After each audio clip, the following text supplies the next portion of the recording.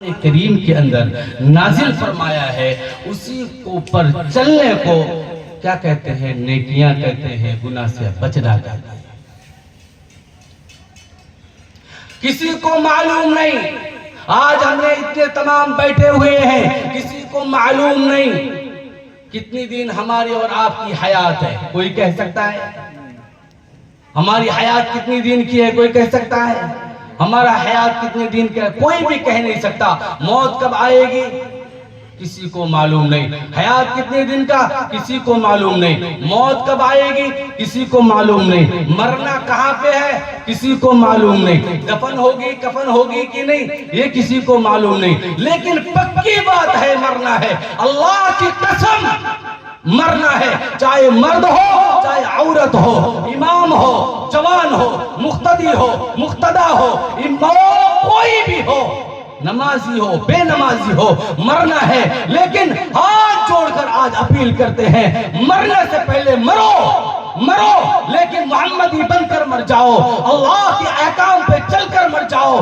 میدان محشر ہو اللہ کے در پہ کہہ سکو، اے میرے اللہ دنیا کی زندگانی تو جو بھی دی ہوئی ہے، یہ پوری زندگانی میں تیرے دین کے خاطر تیرے دین پہ میں نے وقف کر دیا ہے، ایسا وقف کر کے جاؤ۔ حضرت ابوبکر صدیق رضی اللہ تعالیٰ عنہ کے بارے میں آتا ہے، نبی علیہ السلام سے محبت اتنے کیا، ایک مرتبہ نبی علیہ السلام گھر میں تشریف ہے، ابوبکر صدیق رضی اللہ تعالیٰ نبی حضرت ابوبکر صدیق رضی اللہ تعالیٰ مکے کی مارکیٹ کے اندر گئے، جا کر چلا کر شور کر کے کہنے لگے، لا الہ الا اللہ محمد رسول اللہ۔ ان الفاظ کو سننا تھا، کفار مکہ آئے، آنے کے بعد حضرت ابوبکر صدیق رضی اللہ تعالیٰ عنہ کو مارنے لگے، مارتے حضرت ابوبکر صدیق رضی اللہ تعالیٰ عنہ بے ہوش ہو گئے، بے ہوش ہونے کے بعد اسی جگہ پر پڑ گئے۔ ایک صحابی دوسرے شخص آئے، آگے ابوبکر صدیق رضی اللہ تعالیٰ عنہ کو گھر لے گئے،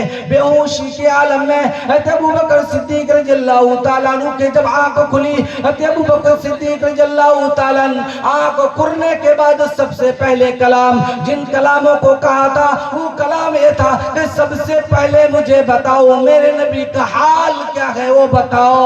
ماں نے کہا کہ بیٹا پانی پی لے، کہ پہلے بتاؤ نبی کا حالات کیا ہے۔ ماں نے کہا بیٹا کھانا کھا لے، میرے نبی سے میرے ابوبکر فرمانے لگے پہلے بتاؤ میرے نبی کا حالات کیا ہے۔ ماں نے کہنے لگا خبر ہمارے پاس نہیں ہے۔ ماں سے کہنے لگے پہلے جاؤ میرے نبی کی خبر لے کر آؤ، نبی کی حالات بتاؤ گے پھر ابوبکر کے گلے کے نیچے کھانا اترے گا۔ ماں گئی خبر لائی کہ محمد رسول اللہ صحیح سالم ہے، پھر ابوبکر نے کھانا کھایا، نبی کا چہرہ مبارک کا دیکھا، بلال حبشی کو دیکھو، ارے بلال حبشی کو دیکھو، نبی کے خاطر مار کھائے، ان ریت پر لٹایا گیا، پسینے کی طرح چربیاں گلنے لگی، اور پوچھا گیا بلال اللہ کو چھوڑتا ہے؟ بلال کہتا ہے اللہ احد، اللہ ایک ہے، اللہ ایک ہے، اللہ ایک ہے۔ ذوالبجحین ایک صحابی ہے، وہ صحابی رسول نوجوان تھے، بالکل نوجوان۔ اس نے سنا کہ مکے کے اندر ایک شخص ہے جو اپنے آپ کو نبی کہتا ہے، ان کا نام محمد رسول اللہ ہے۔ وہ بات سنتے ہوا ایسے، اس نے ایک دن نبی کے در پہ گئے، جا کر اس نے نبی کے ہاتھ پر کلمہ پڑھے، لا الہ الا اللہ اور محمد رسول اللہ پڑھ کے ایمان لے کر گھر واپس آئے۔ گھر واپس آنے کے بعد گھروں کے اندر نبی کے بارے میں، والد تو تھے نہیں یتیم تھے، ماں چرچے ہوئی، چچے چرچے کرنے لگے، گھر والے چرچے کرنے لگے کہ مکے میں ایک شخص پاگل آیا، دیوانہ آیا، جو اپنے آپ کو نبی کہتا ہے، ہمارے معبودوں کو گالیاں دیتا ہے، گالیاں بکتا ہے، اس نے محمد اس کا نام ہے، اور صحابی نبی کا نام سنتا، ذوالبجحین عبداللہ ذوالبجحین نبی کا نام سنتا تو محبت میں وہ پھول ٹوٹتا. دیکھتے دیکھتے گھر والے نے دیکھا ایک کوئی صحابی ہے جو نبی کی بات سن کر مسکراتا ہے. اس سے پوچھا گیا, ان کے چچے نے ان سے پوچھا کیا تو نے محمد کا کلمہ پڑھ چکا ہے؟ وہ جانتا تھا ایمان والا کبھی جھوٹ نہیں بولتا. وہ جانتا تھا ایمان جس کے سینوں میں ہو وہ ایمان کبھی چھپتا نہیں. وہ جانتا تھا محبت جب کسی سے ہو جائے محبت کو چھپائی نہ جاتی. وہ صحابی رسول نے فرمانے لگے ہاں ہاں ہم نے ایمان لے آیا محمد رسول اللہ صلی اللہ علیہ وسلم پر. ان کے چچا نے ان کو مارا, خوب مارا. مارتے مارتے ان کی امی نے کہنے لگی چھوڑ دو. جب ان کو چھوڑ دیا گیا پھر عبداللہ ذو البجحین کو پوچھا گیا بتاؤ تم کیا محمد رسول اللہ کو چھوڑنا چاہتے ہو یا اپنا گھر کو چھوڑنا چاہتے ہو؟ کیا پوچھا؟ گھر چھوڑنا چاہتے ہو یا محمد رسول اللہ کو چھوڑنا چاہتے ہو؟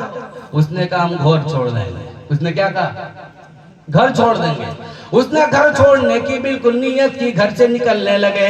چچا نے اس کے بدن کے کپڑے اتار دیے, بالکل ننگا کر دیا. جوان تھے, بالکل ننگا کر دیے. امی سے دیکھی نہیں گئی. ایک دوپٹہ لی بیٹے کو دے دیا. دوپٹہ کے درمیان سے ان کو پھاڑے. پھاڑنے کے بعد آدھے سے جسم کو ڈھاکے اور آدھا بدن میں لیے. رات کے اندھیرے میں مسجد نبوی کی طرف مدینہ کی طرف رخصت ہو گئے. مسجد نبوی مدینہ کے اندر پہنچے. نبی علیہ السلام صبح کی نماز پڑھانے کے لیے گئے. جا کے دیکھا عبداللہ ذو البجحین مسجد کے باہر بیٹھے ہوئے ہیں. میں نبی علیہ السلام نے سلام کیا. حضرت عبداللہ ذو البجحین نے جواب دینے کے بعد میرے نبی نے فرمایا عبداللہ کیا بات ہے, اتنی رات سردی کا رات ہے تو کپ کپاتا ہوا مسجد نبوی کی چوکھٹ پہ بیٹھا کیوں ہے؟ حضرت عبداللہ ذو البجحین فرماتے ہیں یا رسول اللہ میرے گھر والے نے مجھے ننگا کر کے گھر سے نکال دیا ہے. میرے نبی نے پوچھا وجہ کیا ہے؟ کہنے لگے یا رسول اللہ وجہ کوئی نہیں, میں نے نبی کے کلمہ پڑھا, اسی کلمہ چھوڑنے کی وجہ سے مجھے کہا گیا. میں نے کہا دین گھر چھوڑ سکتے کہ نبی کا کلمہ چھوڑ نہیں سکتے؟ نبی کا کلمہ چھوڑ نہیں سکتے. میرے بھی تو پورا 2 کلو چاول کے لئے ایمان کھولوں تو بھیج دیتا ہے. 2 کلو چاول کے لئے کہ تمہیں تو لے کے گئے نا اللہ قسم باپ قسم میں کچھ بھی لے کے جائیں گے. پورا ٹٹکا جھٹا گئے چھوڑ. حضرت عبداللہ ذو البجحین فرماتے ہیں کہ یا رسول اللہ اس نے کہا گھر چھوڑ یا ایمان چھوڑ, محمد رسول اللہ کے در پہ جانا چھوڑ دے یا میرے گھر پہ آنا چھوڑ دے. میں نے ان کے گھروں کو چھوڑ دیا اور آ گئے. مجھے ننگا کر دیا گیا. میری امی نے مجھے کپڑا دی, اسی کپڑے کو 2 حصہ بنا کر میں نے آپ کے در پہ آئے ہیں. نبی کی خدمت میں رہتے رہے, نبی کے گھروں سے کھانا آتا رہا, نبی علیہ السلام کی صحبت میں آتے رہے, نبی کے پیچھے نماز پڑھتے رہے, نبی کے ساتھ سفر میں جاتے رہے.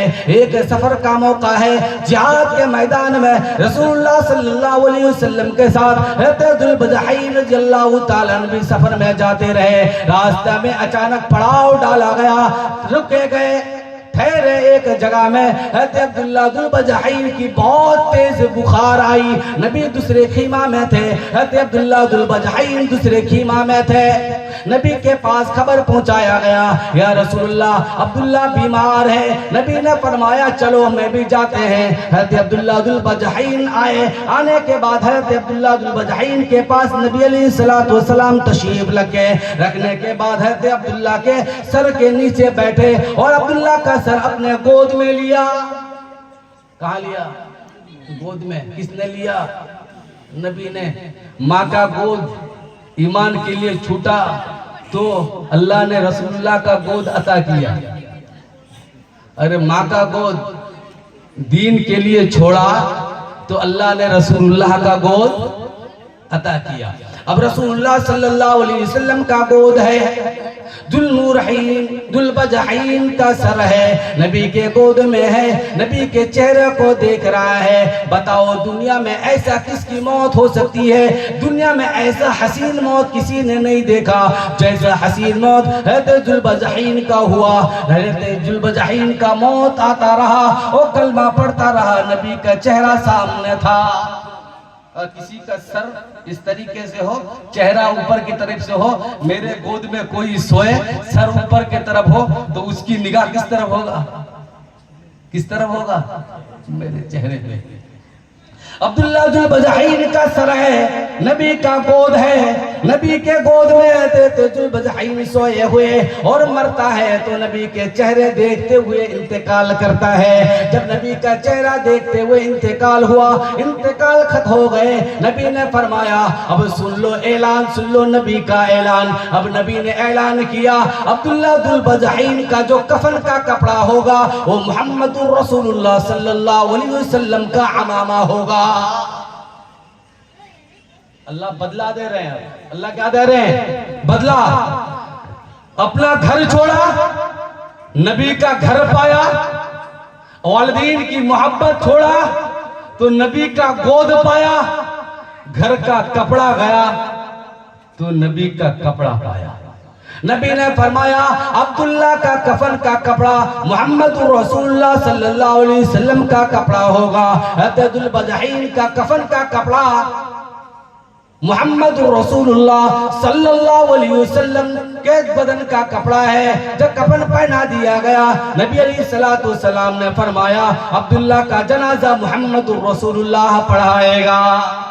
امامت محمد رسول اللہ صلی اللہ علیہ وسلم. ابو بکر، عثمان، علی، حیدر اور قرار صحابہ تمام پیچھے جمے ہوئے ہیں. اب جنازہ محمد رسول اللہ صلی اللہ علیہ وسلم پڑھا رہے ہیں.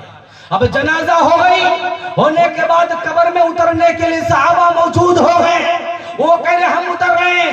نبی نے فرمایا ذوالنورین ذل جبحین کا جناب میت محمد رسول اللہ خود اتارے گا.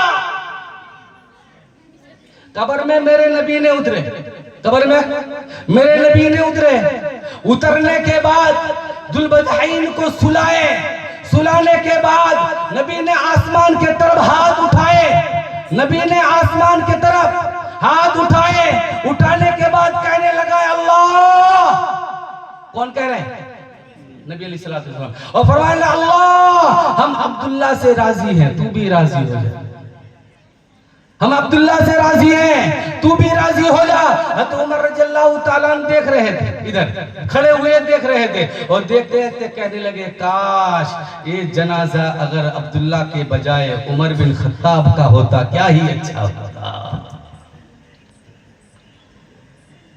اللہ فرماتے ہیں جو میرے دین کے لیے مدد کرنے کے لیے آگے بڑھتا ہے اللہ ان کو اس طریقے سے اعجاز رکھتا ہے، نبی کے ساتھ اعجاز رکھتا ہے. اس لیے نبی کے دیوانے، نبی کے محبت کرنے والی ماں اور بہنیں اپنے زندگانی کو نبی کے ساتھ اپنا لو. اپنے خاندان کے گھر والوں کو نبی کے ساتھ بنا لو. اپنی بیٹی کو فاطمہ الزہرا جیسے اوصاف دے دو، اپنی بیٹی کو سمیہ جیسے اوصاف دو، اپنے بیٹی کو عائشہ صدیقہ جیسے اوصاف دو. میری ماں سے اپیل ہے گھروں میں گانا چھوڑو، اب قرآن کو زندہ کرو. چند دن کا دنیا ہے، یہ چند دن کا وقت ہے، کسی کو معلوم نہیں کب تیری موت آنے والی، کب تو قبر میں سو جائے گی، تیرا اولاد تیرے ساتھ نہیں. اور صاحبتی واخی اور فصیلتی التي تؤوی ومن فی الارض جميعا ثم ينجیک اللہ انک لضا. تیرے ساتھ کوئی خاندان والا قبر میں کسی کا باپ سنگے گئے سے، کسی کا بیٹا گئے سے، کوئی گئے سے نہیں، کسی کا ساتھ کوئی نہیں. اور صاحبتی کی واخی اور فصیلتی التي تؤوی ومن فی الارض جميعا ثم ينجیک اللہ. کوئی کام قبر میں نہیں آنے والا، نہ میدان محشر میں آنے والا. آج سن لو میری مائیں، اپنے گھروں کو قرآن سے زندہ کرو، قرآن کی تلاوتوں سے زندہ کرو. اپنے گھروں کو قرآن سے سجاؤ، اپنے بچوں کو کلمہ درودوں سے سجاؤ. اپنے گھروں کے اندر قرآن کی تعلیم کو قائم کرو، نبی کی سنتوں کو قائم کرو. ہر گھروں کے اندر بچے بچیوں کو دین کی تعلیم دو، سنتوں کی تعلیم دو. گھروں میں کھانے سے پہلے دسترخوان سجاؤ، گھروں میں کھانے سے پہلے اپنے بچوں کے سروں میں ٹوپی دے دو. یہ نیت کر کے دو اللہ آج کھانا کھاتے وقت میں نے محمد رسول اللہ صلی اللہ علیہ وسلم کا سنت کو زندہ کیا ہے. اللہ میرے گھروں میں کبھی فاقہ کے اعتبار نہ کرنا، میں نے دسترخوان بچائی ہے، اللہ میرے گھروں میں کبھی فاقہ نہ دینا. اے اللہ میں نے دسترخوان بھی نہیں چاہیے، اللہ اس کے بدلے میں میدان محشر میں میرے نبی کی شفاعت عطا فرمانا.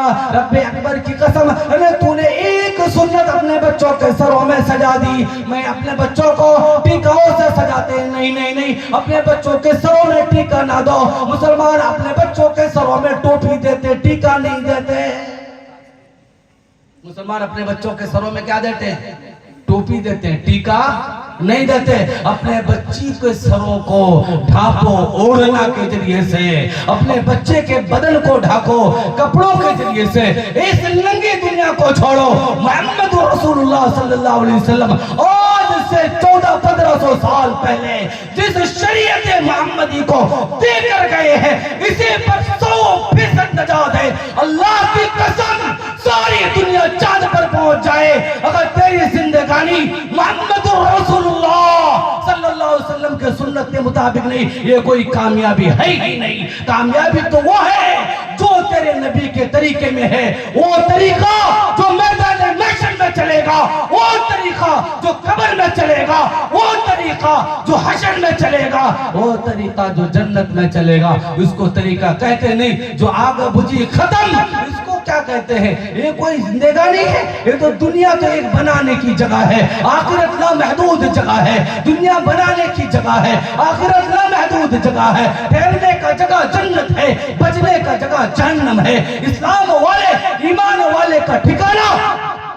بولو کیا ہے؟ ایمان والے کا ٹھکانہ بولو جنت ہے. کیا ہے؟ جنت ہے. ہم کہاں پہ رہیں گے؟ انشاءاللہ جنت میں رہیں گے. تو انشاءاللہ جنت میں رہیں گے. ارے ایمان والا دنیا کے لیے نہیں, ایمان والا جنت کے لیے اللہ نے بنایا.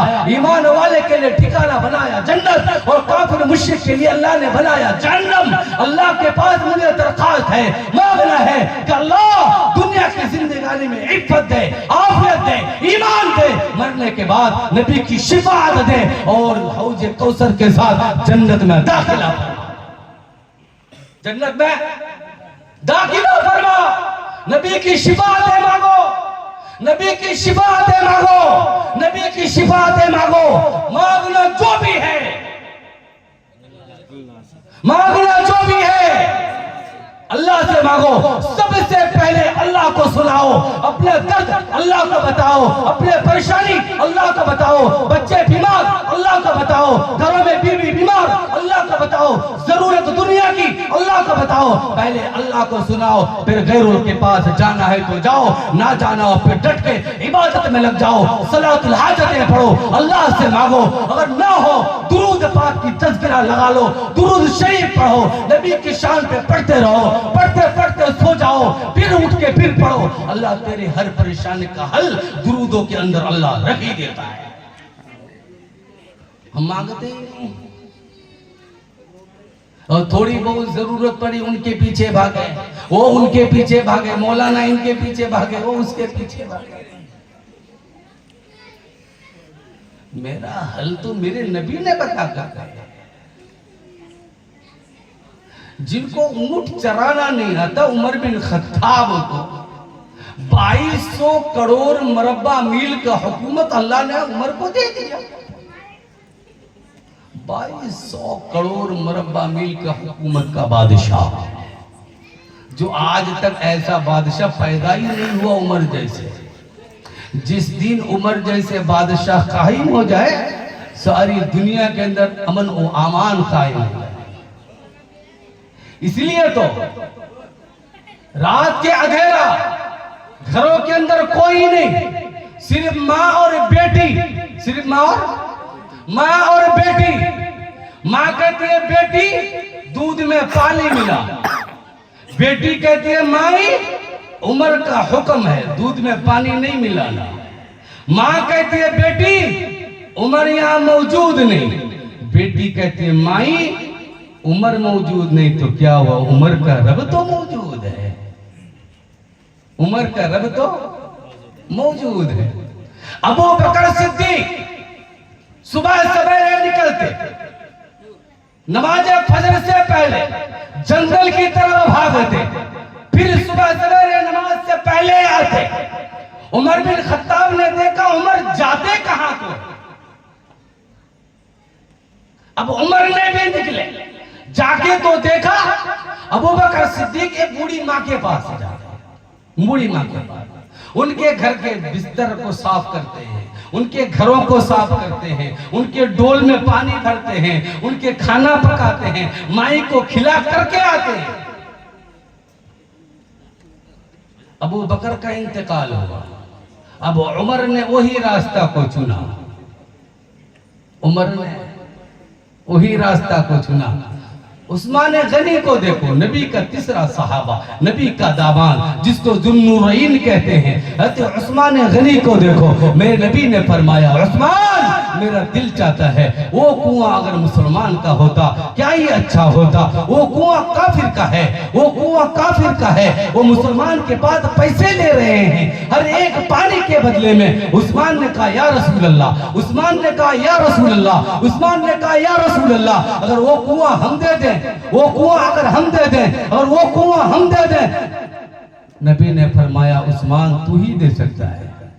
عثمان رضی اللہ تعالیٰ کافر کے پاس گئے، جا کے پوچھنے لگے بتاؤ کنواں بیچو گے؟ اس نے کہا نہیں، اس نے کہا نہیں۔ پھر عثمان نے فرمایا کنواں بیچو گے؟ اس نے کہا نہیں۔ اس نے فرمایا اگر اس کنواں کی قیمت 10,000 میں دوں؟ اس نے کہا 10,000 میں آدھا دوں گا۔ عثمان غنی نے فرمایا کوئی بات نہیں، آدھا کنواں دے دو۔ آدھا کنواں لیا، آدھا کنواں لینے کے بعد نبی سے فرمانے لگے یا رسول اللہ آدھا کنواں میں نے خرید لی، آپ مسلمان سے اعلان کر دو جس دن پانی لینے کی باری میری ہوگی اس دن تمام مسلمان پانی لے لے، اور جس دن کافر کی باری ہوگی اس دن پانی نہ لے۔ اس دن تمام پانی لیتے، کافر کی باری کے دن کوئی پانی نہیں لیتا۔ پھر اچانک کافر ایک دن آیا کہ تم نے تو میرا پانی بیچنا ہی بند کر دیا، اب میں چاہتے ہیں کنواں پورا بیچنا چاہتے ہیں۔ عثمان غنی نے فرمایا تو اب اس کی قیمت 2,500 ہے۔ پورے کنواں لیا اور رسول اللہ کے قدموں میں رکھا، رسول اللہ کے قدموں میں رکھا۔ فرمایا لگے رسول اللہ یہ کنواں آپ کے لیے ہدیہ ہے۔ میرے نبی نے فرمایا یہ امت مسلمہ کے لیے دے دو۔ عثمان غنی نے فرمایا یا رسول اللہ یہ کنواں امت مسلمہ کے لیے ہے۔ وہ آج تک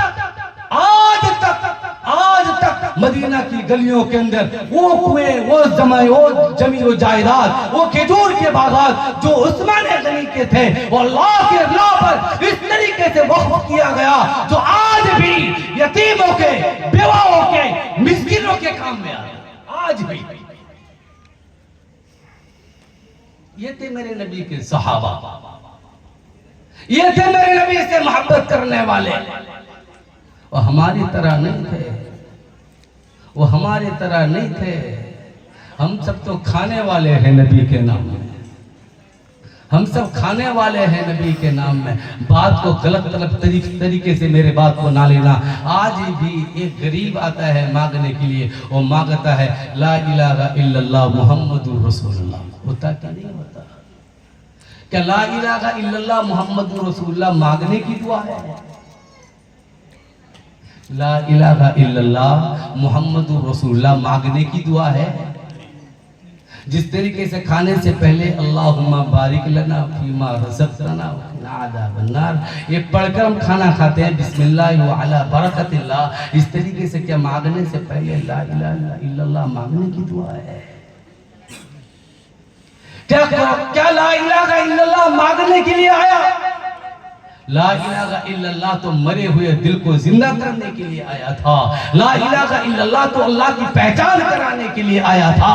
لا الہ الا اللہ تو جنت واجب جہنم حرام کرنے کے لیے آیا تھا۔ لا الہ الا اللہ محمد رسول اللہ تو حوض کوثر کا پانی واجب کرنے کے لیے آیا تھا۔ لا الہ الا اللہ اللہ کی رحمت کو کھینچ کر دنیا میں اتارنے کے لیے آیا تھا، لیکن میں نے لا الہ الا اللہ کو انکار کے لیے نہیں، لا الہ الا اللہ کو مانگنے کا ذریعہ بنا کر رکھ دیا۔ اسی طریقے سے قرآن کریم آج اسی طریقے سے قرآن کریم زندوں کے لیے آیا تھا۔ قرآن کریم حیوان کو انسان بنانے کے لیے آیا تھا۔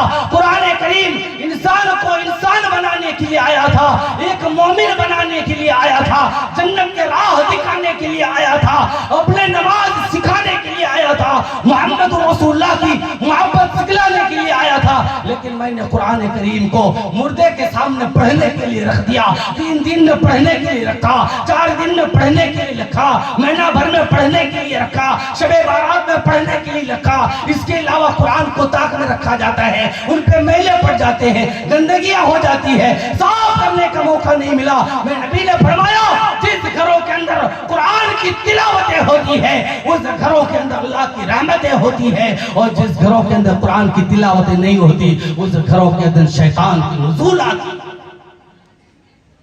صحیح معنوں میں بتاؤ، آج ہمارے گھروں کے اندر ہے بھلے جنات پڑے ہوئے تعبیز دے دو، ارے جس گھر میں قرآن نہ پڑھی جائے جنات نہ ہوگا تو خود جن بن گئے ہو، خود جنات کیا ہے، خود شیطان خود ہم بن گئے۔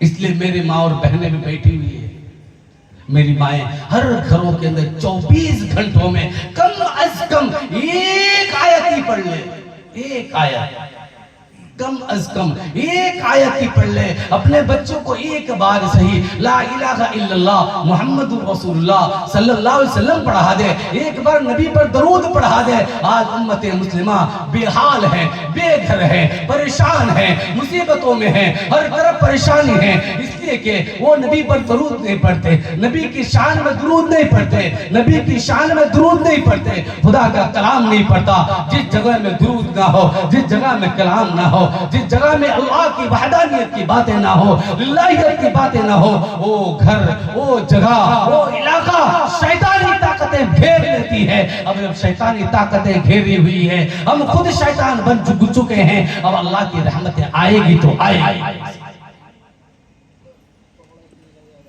اس لیے میرے بھائیو دوستو، رات بہت ہو چکے ہیں، بہت سارے علماء کرام